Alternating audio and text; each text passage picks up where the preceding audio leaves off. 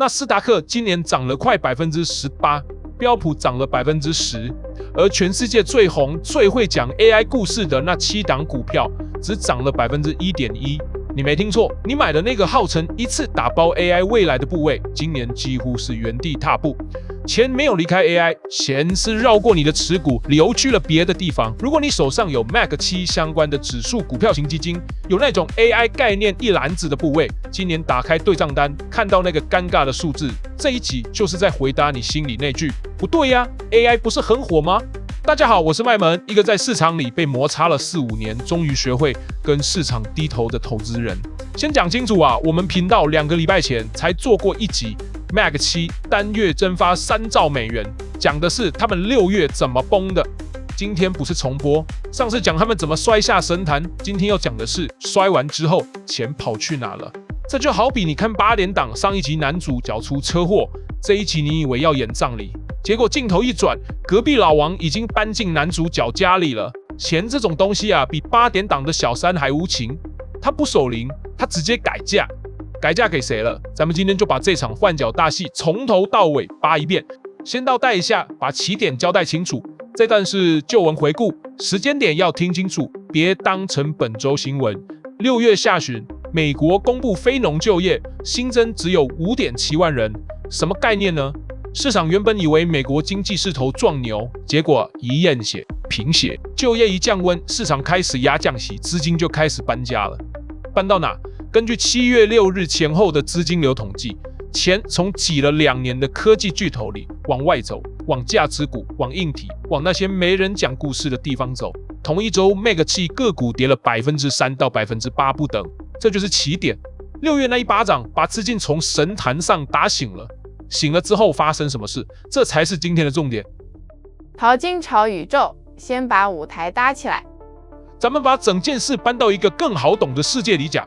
想象一座淘金小镇，镇上有7个最出名的淘金客，就是那7巨头嘛。过去2年，全镇的人都在讲他们的传奇，谁谁谁又挖到金脉了，谁谁谁的矿坑估值又翻倍了。全世界的钱涌进小镇，只做一件事：入股这7个人。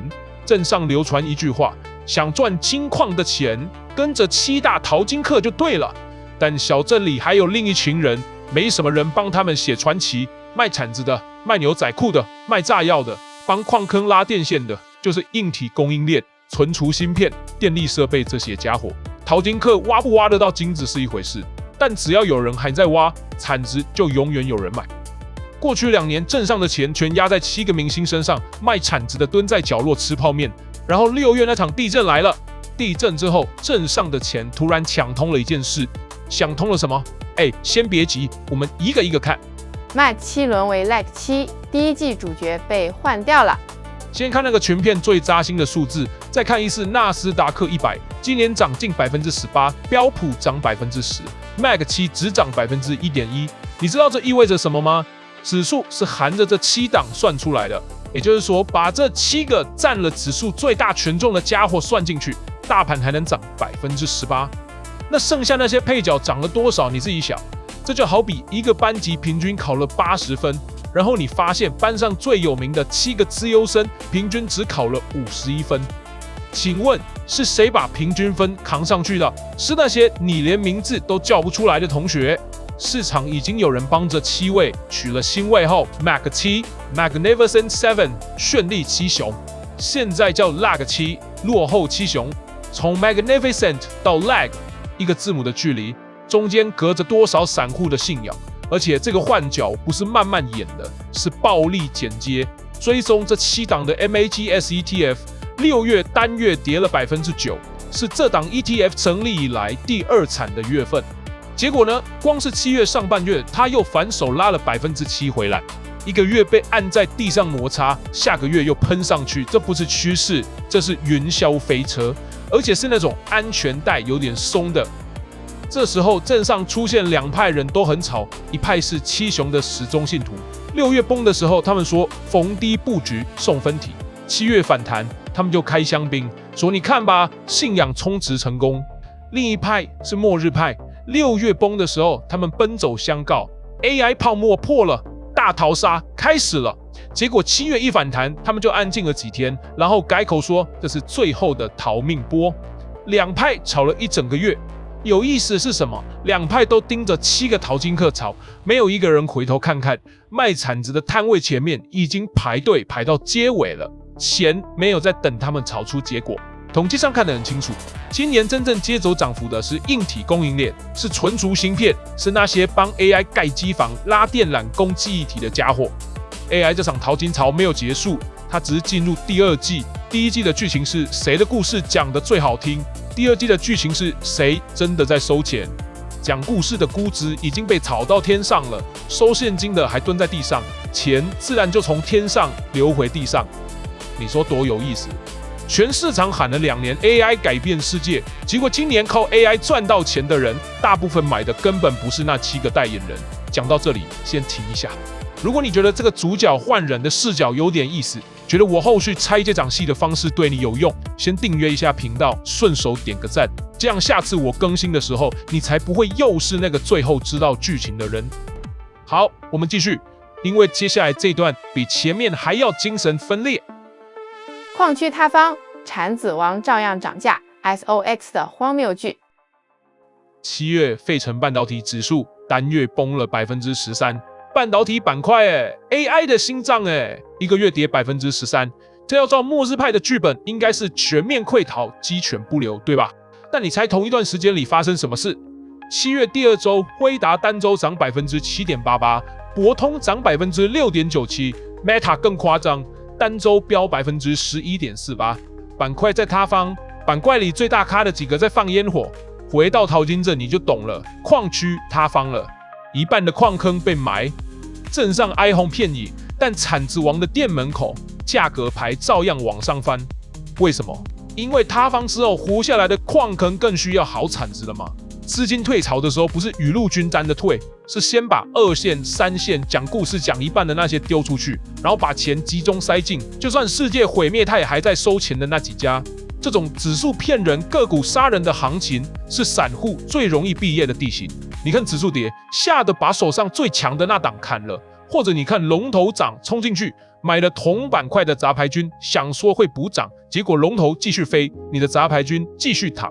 方向看起来对了，钱包却越来越薄。我当年也干过一模一样的事，看着板块指数做个股，脸肿得跟包子一样。后来才搞懂一件事。交易你所看到的，不是交易你想看到的。你想看到的是 AI 雨露均沾，全板块起飞，但盘面给你看的是钱在挑人，而且挑得很凶。盘面没有义务演你想看的剧本，你只能演盘面给你的剧本。讲到盘面给你的讯号，我插播一下，对，我要打广告了，但你都看到这里了，给我1分钟不过分吧？像7月这种行情，指数往下，龙头往上，资金在台面下大搬家。你用肉眼看 K 线是看不出来的，你会看到一根红一根绿，然后开始脑补剧情。我自己被这种行情教训过太多次，所以后来花了很多时间弄了一套自己的看盘软体，核心就做一件事，把主力筹码的变化直接标在 K 线图上，钱往哪边流，主力在哪个位置防守。现在是盘整盘还是趋势盘？你不用开10个视窗，交叉比对3小时，打开图。今天该注意什么？浓缩好了。另外，我有一个订阅专栏，盘面一有变化，你就会收到通知。我会写我自己是根据什么判断趋势，策略哪里要调整，先说清楚。那里面没有名牌，名牌这种东西本身就是个笑话，抄别人答案的下场。今天这集讲的那些追着七雄跑的人，已经示范的够清楚了。我给的是一套思考框架，让你下次遇到板块崩、龙头飞的时候，知道自己在看什么。有兴趣的，连结在下面。好，广告结束，回到淘金镇，因为这场换角戏还有最后一幕没演，期末查账。7月财报，换角戏的期末审判。现在整个剧场的压力汇集到一个点上了。先看背景板，标普500截至7月中旬已经连续6周没有创新高，那一周还跌了1.6%。整个大盘现在是什么状态？就是一个很累的人靠着墙勉强站着，而扶着他的那面墙，你猜是谁？就是那7个上个月才被骂成 Lag 7的家伙，你说离不离谱？6月他们是史上第2惨的灾难现场，7月全市场又指望他们的财报来续命，这就好比镇上上个月才开大会批斗7大淘金客，德不配位，这个月矿区塌方了，镇长带头跪在他们家门口，大哥，镇上就靠你们了。市场就是这么现实，也是这么精神分裂。骂你的是他们，跪你的也是他们，中间不用隔夜。而财报就是期末查账，查什么？查的不是你们有没有赚钱，这7家当然赚钱，查的是你们烧进 AI 的那几千亿资本支出，到底什么时候开始回收？这是第一季和第二季的分界线。第一季你说我要挖到大金脉，大家就给你钱；第二季查账先生会拿着账本问你，金脉呢？拿出来看看。拿得出来，换角戏收工。七雄从 Luck 7变回 Mac 7，顺便把靠着墙的大盘重新扛起来。拿不出来，那扶着大盘的最后一面墙，自己先变成危楼。到时候他的就不只是7档股票，连带着半导体供应链比重超高的市场，包括台股在内都得跟着摇。这里先说明，台股联动这段素材上没有具体数据，我用定性讲 ，SOX 单月崩13%，这种级别的震动，对半导体占权重那么高的市场，体感绝对不会是零。你自己的持股月线应该已经告诉你答案了。那查账结果到底怎么样？说出来你可能不信，到我录这一集为止，账本还没完全摊开。这场审判是进行式，所以任何现在就跟你打包票，财报一定超预期或财报一定爆雷的人，都是在卖你剧透，而他自己也没看过结局。这里我丢一个问题给大家，你们在留言区吵一下，你觉得这场换角是暂时的七雄查完账王者归来，还是 AI 第二季的主角真的换人了，卖铲子的从此当家？讲讲你的理由，我下期挑几个留言出来聊。整个小镇只有钱最诚实。把镜头拉远，看整座淘金镇的全景。7大淘金客坐在正中央，等着查账先生上门。信徒和末日派在他们门口互骂。矿区塌了一半，烟尘还没散。而镇上唯一动作没停过的是那条通往铲子店的钱流。地震的时候在流，塌方的时候在流，两派吵架的时候它还在流。镇上每个人都有立场，只有钱没有。钱不信仰谁，也不记恨谁，他只去现在正在收钱的地方。看盘要先确定趋势的方向，方向不对，努力白费。而方向从来不写在新闻标题上，它写在资金流的脚印里。